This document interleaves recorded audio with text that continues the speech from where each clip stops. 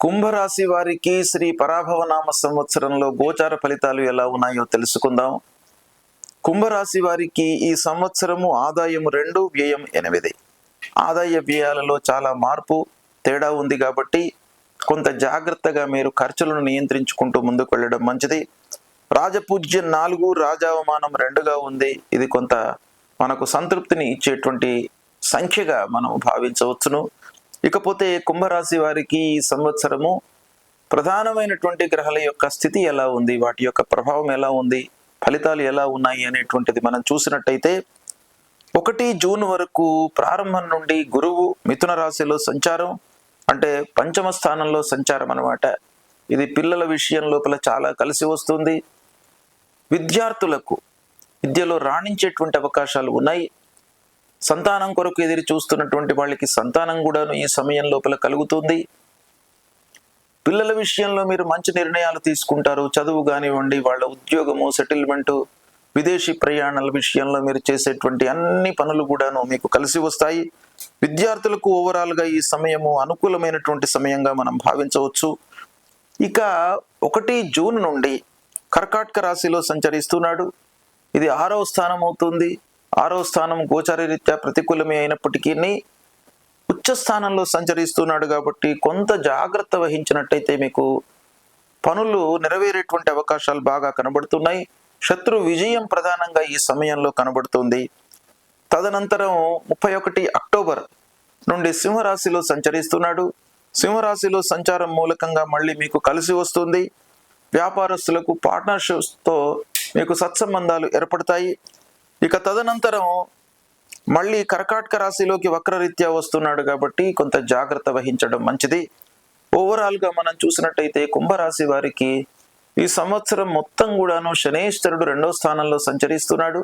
అంటే ఏల్నాటి శని ప్రభావం ఉంది కుంభరాశి వారికి. కాబట్టి ఈ సంచారం మూలకంగా డబ్బు విషయంలో కొన్ని ఇబ్బందులను ఎదుర్కొనేటువంటి అవకాశం కనబడుతుంది. వాటిపైన నియంత్రణ చాలా అవసరము. కుటుంబ బాధ్యతలు పెరుగుతాయి. ఇక రాహువు కుంభంలో అంటే జన్మస్థానంలో సంచరిస్తున్నాడు గనక మానసికమైనటువంటి ప్రెషర్కు మీరు గురయ్యేటువంటి అవకాశాలు కనబడుతున్నాయి. భయము, ఆందోళన ఒక పక్కన ఉంటుంది కాబట్టి దానిని నివారించుకోవడానికి మీరు మనస్సు నిలిపి పనులు చేయడం చాలా అవసరము. ఇక 5 డిసెంబర్ నుండి రాహు మకరంలో ప్రవేశిస్తున్నాడు. అంటే ద్వాదశ స్థానంలోకి వస్తున్నాడు. ద్వాదశ స్థానంలోకి రాహు రావడం మూలకంగా విదేశీ ప్రయాణాలు గోచరిస్తున్నాయి. తద్వారా మీకు కొంత లాభము చేకూరేటువంటి అవకాశాలు కూడాను కనబడుతున్నాయి. ఇక డిసెంబర్ 5వ తారీఖు వరకు కేతువు 6వ స్థానంలో ఉన్నాడు. కొన్ని విషయాలలో మీకు ఇబ్బందులు కలిగేటువంటి అవకాశాలు ఉన్నాయి. సత్సంబంధాలను పెంచుకోండి. ఆత్మీయులు, స్నేహితులు, బంధువులు క్లోజ్గా మీకు మూవ్ అవుతున్నటువంటి వాళ్ళ మూలకంగా కొన్ని ఇబ్బందులు ఉన్నాయి కాబట్టి వాళ్ళతో స్నేహంగా ఉండడానికై మీరు ప్రయత్నాలు చేయండి. డిసెంబర్ 5 తర్వాత కేతువు మళ్ళీ మంచి స్థానంలోకి వస్తున్నాడు. 6వ స్థానంలోకి వస్తున్నాడు కాబట్టి మీకు అన్ని రకాలుగా కలిసి వస్తుంది. ఈ విధంగా కుంభరాశి వారికి ఓవరాల్గా మనం చూసినట్టయితే కుటుంబం లోపల ఐక్యత, భార్య, పిల్లలు, కుటుంబ పెద్దలతో సఖ్యత ఉండేటువంటి అవకాశాలు ఉన్నాయి. సమాజంలో గౌరవ మర్యాదలు లభిస్తాయి. ఆరోగ్యము నయమవుతుంది. ఆధ్యాత్మికత చోటు చేసుకుంటుంది. దైవభక్తి పెరుగుతుంది.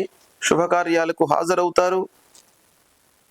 రుణాలు తీరుస్తారు ఈ సంవత్సరం. మీరు పూర్వం ఏవైతే లోన్లు తీసుకున్నారో వాటి మూలకంగా ఇబ్బంది పడుతున్నటువంటి వాళ్ళు ఈ సంవత్సరము రిపే చేసేటువంటి అవకాశాలు బాగా కనబడుతున్నాయి. ఆదాయం స్థిరంగా ఉంటుంది. మిత్రుల యొక్క సహాయ సహకారాలు లభిస్తాయి. రాజకీయ కోర్టు వ్యవహారాల్లో ఉన్నటువంటి వాళ్లకు కొంత ఇబ్బంది ఉన్నప్పటికీ, ఆర్థికపరమైనటువంటి సమస్యలు ఒక పక్కన ఉన్నప్పటికీ ఆలస్యంగానైనా కూడాను మీకు ఫలితాలు అనుకూలంగా ఉంటాయి. ఓవరాల్గా చూసినట్టయితే కుంభరాశి వారికి ఈ సంవత్సరము మిశ్రమ ఫలితాలు గోచరిస్తున్నాయి. శుభం.